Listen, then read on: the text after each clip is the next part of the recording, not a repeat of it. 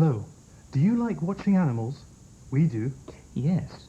So we've been on a worldwide safari. But not to the Galapagos Islands or Antarctica. No. We've been visiting television companies that make natural history programs. And our natural history program is all about their natural history programs and the people who make them.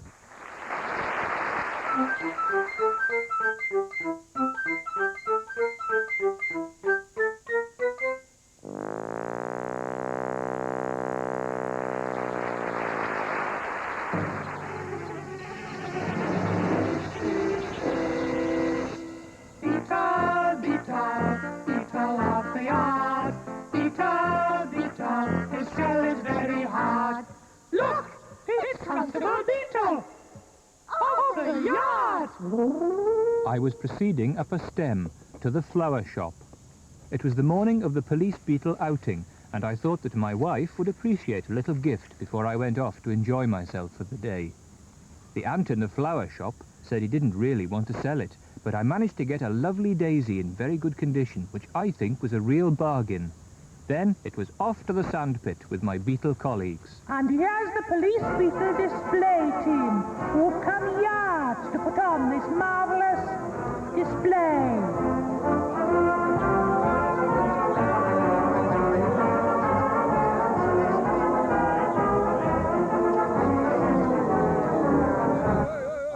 Well, try, boys.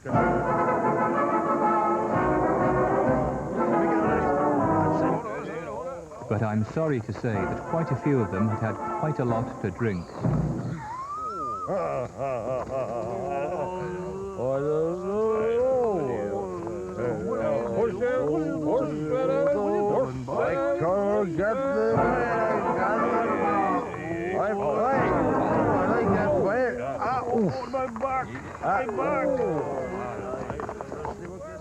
In fact, I think I was the only one there who had a clear head.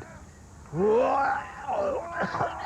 the owner of the piece of dirt, registration number GGY572FN09AG, stroke 837854, stroke P, please move it from the refreshment?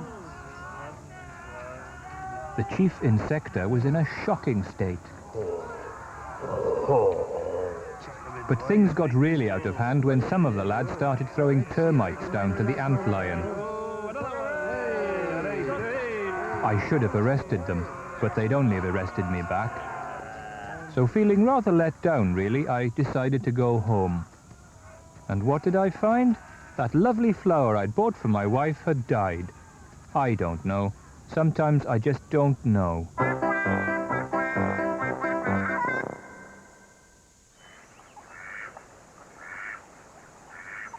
Yeah, if you get really close, you could see out those shorts.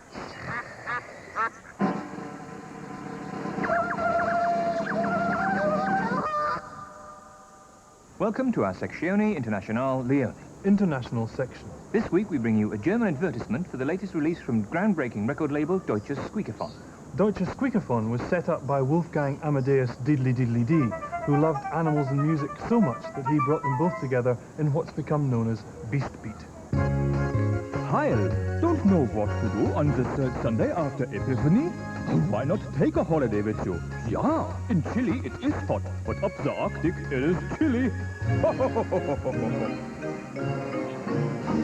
The peaks of Mount Everest are pretty tall. I hear that the Chinese have got a great wall. The tropics are sunny, the equator is broad. But I know the one place that's king of them all. It's the Arctic for me, the Arctic for me. What finer place in the world could ye be? There's snow and there's mountains and fish from your sea. It's the Arctic for me.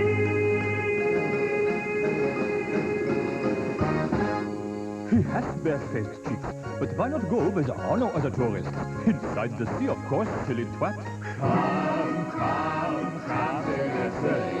It's never raining here. Come, come, come to the sea. You won't get sun with no ear. So if you want off an ocean for 2 weeks into the ocean. There's lots of great things to be seen. You're all right for a drink, and the seafood is fresh, and it's easy to keep yourself clean. That's a pleasant fortnight. And now in Welshland, home of dead Richard Burton, they welcome you with open legs.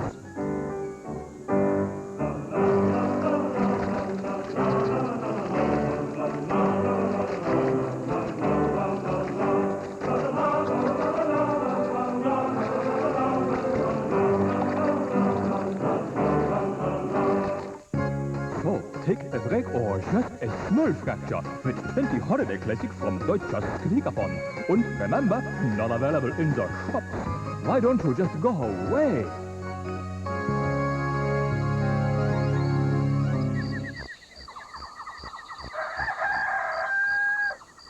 Colin Twigg, the celebrated natural history sound recordist, kept a video diary of much of his work.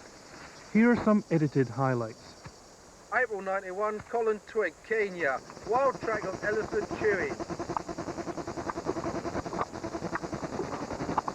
Oh! Get off me bloody chest! Get off! Colin Twigg, Namib Desert. Wild track of rattlesnake when aroused. Oh! In the nuts, you... Oh! March 94, Colin Twigg, Arizona Desert, wild tank of cactus eagle when he... Oh,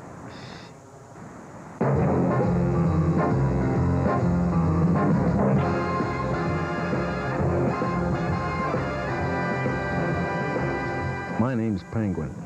Penguin. I'm a penguin. Private beak. I'd been away for a while, but coming back it would have stopped at that. I was heading up the beach when suddenly it hit me. Like a fish in a tank. A Sherman tank, that is. Something had happened. This had never happened before. Nothing ever happens to penguins, and it happens all the time. For a penguin, every day is like a Monday, but today felt like it could almost be a Tuesday. I decided to ask a few questions, but nobody wanted to tell me anything. Nobody seemed to be interested. Nobody, that is, except Officer O'Penguin. Now, to say that Officer O'Penguin don't like me don't do justice to the word don't. He wouldn't buy me a drink if my beak was on fire. And there was something he wanted to say. He wanted to say that nothing had happened. And even if it had happened, it wasn't any of my business. So stay off the case. And there wasn't a case. And in any case, it was his case. So stay off it. I carried on with my inquiries and carried on getting no answers. It was time to think. It was also time for a visit from a couple of heavies. They were from a shady organization that didn't even have a name. But the boss of the organization had a name, and when the heavy guy said he wanted to see me, the shivers that ran down my spine were nothing to do with living in the Antarctic. I was taken to meet the Penguin. He'd heard I'd been asking a lot of questions, that I thought something had happened. He reminded me that things don't happen, and just to make sure I remembered this, he said that a thing would happen. To me, it did.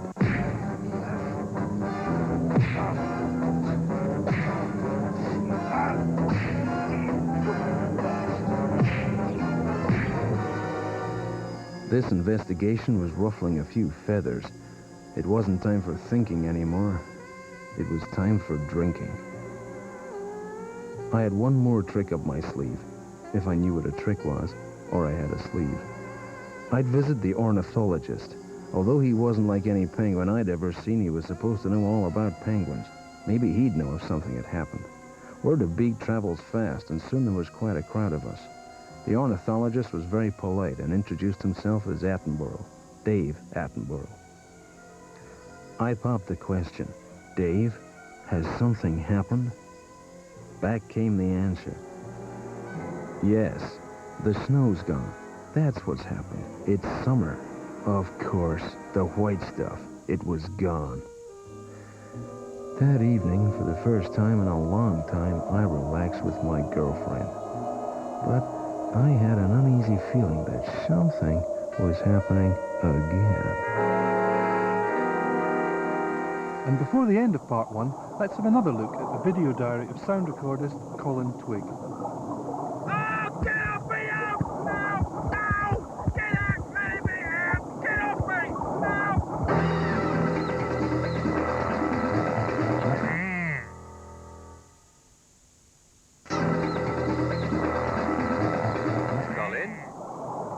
Colin? Hello. We're on the trail with our old friend Bush Tracker Man, one of the best animal trackers in the world. This is exciting. Looks as though he's found something. What is it, Bush Tracker Man? Natural history film unit. Quite recent. 2, maybe 3 hours. Yeah, BBC, using film, not video. How do you know it's the BBC? See the way all that grass is flattened and those twigs are broken? Yeah? Typical BBC. And this. Well, this is totally unexpected. We've actually picked up the trail left by a natural history film unit. Let's follow them.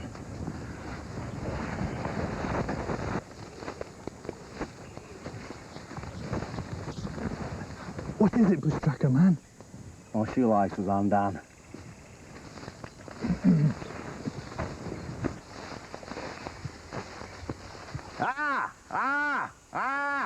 What were you doing then? Crow up there wanted to know who you are. I was just telling him. That's good luck. Is it? Yeah, but not for you, though.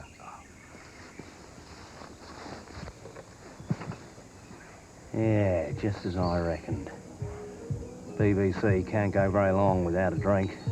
We'll wait here till they've finished. Can't we go in? No, mate. You don't want to get too close when they're drinking.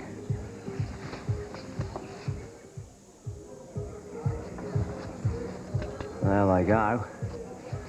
We'll give them a couple of minutes start. And keep quiet. This is when they're at their most dangerous.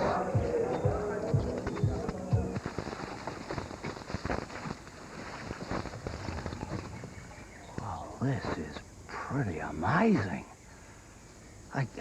The BBC wildlife film crew has come across a smaller wildlife film crew from Anglia Survival. And the larger BBC crew is actually driving the Anglia crew away. That's incredible. Well, you don't see it very often. You see, the smaller crews learn very quickly to stay well away from the larger BBC units. This must be a very young Anglia crew. Probably their first season.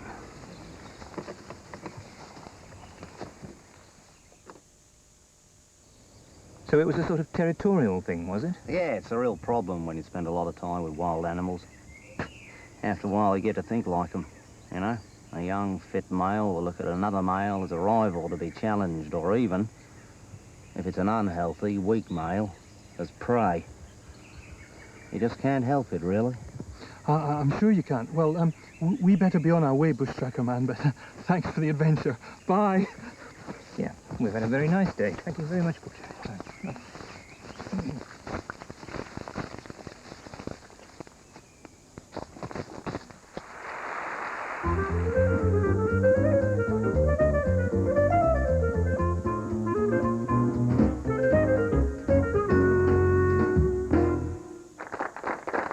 Go.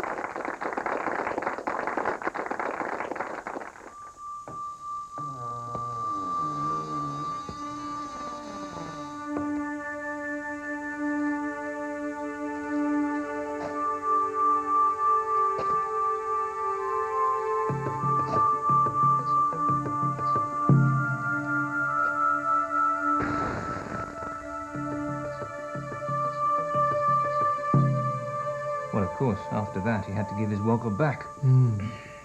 Ah, Pete, perhaps you'd like to tell us why today's never-before-seen Sydney Kidney film is one of your favourites. Actually, it was one of Sidney Kidney's favourites. Oh, that's interesting. Why was that? Well, he was a great admirer of the Scout movement. Can you demonstrate this movement? Movement as an organisation. Oh, I see. And he actually collaborated with Baden-Powell on the seminal work of the Scout Association, Scouting for Boys. Which was originally called Scouting Around for Boys, I believe. Yes, but they shortened the title to save ink. good idea. And which bits did your granddad work on? Well, he researched the chapters on knots and underwear. Was there anything strange about your grandfather at all, Pete? Let's just see the film now, shall we?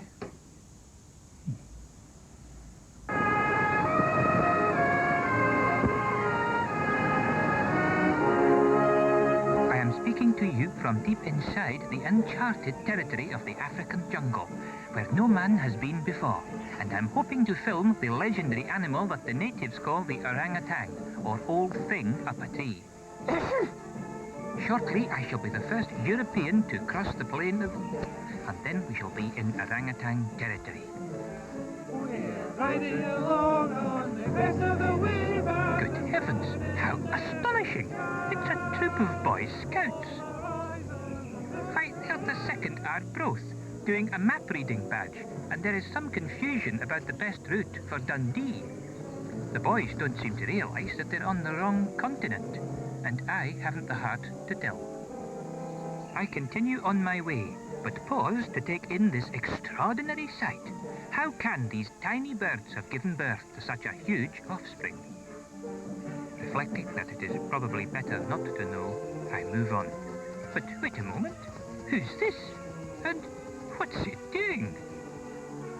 It can only be one of the second Arbroath again. This lion has never seen a Boy Scout before. And this Boy Scout has never seen a lion. Now, if these boys had been in Africa as long as I have, they would know that lions are completely harmless, unless they happen to bite you. But as it is, they are terrified. I have never been afraid of animals, although women have often filled me with terror. So, understanding the boys' feelings, I lob a stone to clear the lions away and move on. I had now crossed the plain, and I believed that this was where I would find the orangutans. However, it was quite late, and time to choose a tree in which to spend the night. Looping my braces around a convenient branch, I settled down to sleep. But not for very long, because soon a colony of African fighting squirrels became active. I had no option but to remain where I was, hanging completely motionless, for I knew that if I moved, the squirrels would at once become whirling dervishes of biting, slashing, tearing fangs, and I would be no more. Festooned with squirrels, I eventually dozed off, and awoke in the morning to find every orifice of my body stuffed with nuts. Well, I may be in Africa, but I recognise this weather in Ochtertool. Oh, there he is! There's an old thing up a tree, an orangutan, and I'm the first man ever to be this close. King's Crivens and help my Bob. This orangutan is standing right next to me. He seems to want something. I wonder what it is. Oh, he's asking for money. Let's try a different orangutan. Ah, now that's intriguing. He's using that leaf as an umbrella. And so is that one. Oh, well, they all are. I wonder where they got that idea from. Oh, I see. Well, now, where would you have got that from? And that's a tin can that orangutan's holding. I don't understand. What's going on? Oh, now I understand. The second Arbroaths have been here before me, and it is pointless to go on filming, as these are not the wild creatures that they once were. With very low spirits, I am taking to the water to return home. Good heavens! It's the second Arbroath again! And they're racing some crocodiles across the river. This is a very foolish thing to do, as these waters here teem with harmful bacteria which can cause quite a nasty rash on the skin. This naughty Boy Scout shouldn't torment the poor crocodile like that. Good grief! There's Baden Powell. He'll sort the situation out. Ah yes, he shot the Boy Scout. A great man for discipline, BP. My astonishment at seeing Baden Powell was only exceeded by my delight at being invited back to his camp, where I was to see at first hand what he meant by the International Brotherhood of Scouting.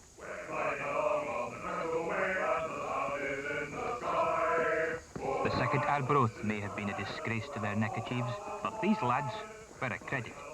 My only worry was where they would sow their badges.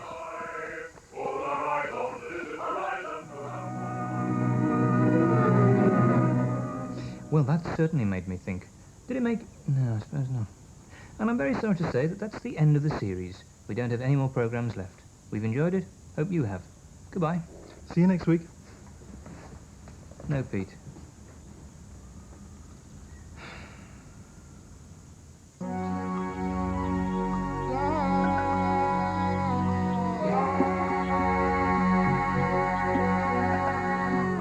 Thanks for trying to save us, keeping us alive, and for being our friend. We appreciate your efforts. For helping us survive. So life never ends. Without you we'd be gone, gone, gone, gone, gone, gone,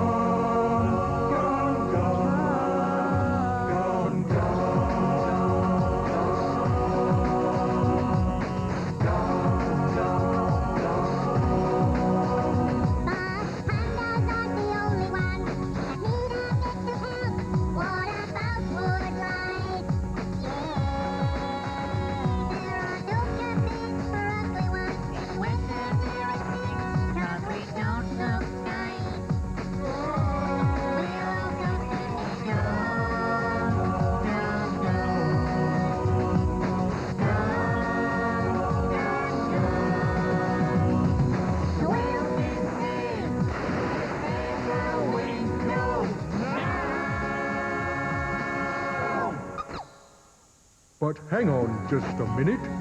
Look closer at this problem. And what's causing it? It's because of all your efforts. Things have all gone wrong. And we're in the ship. We'll be alright when she's gone.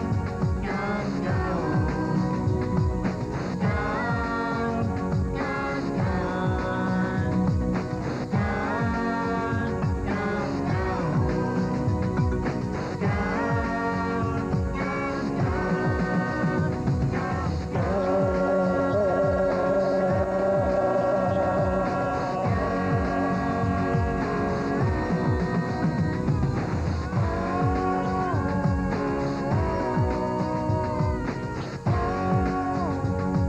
We'll be alright when she's gone.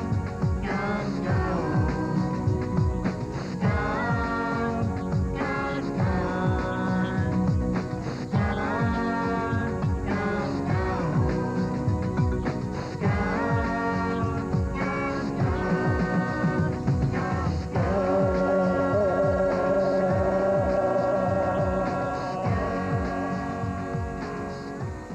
Come on, dear. It's all over now. In you go.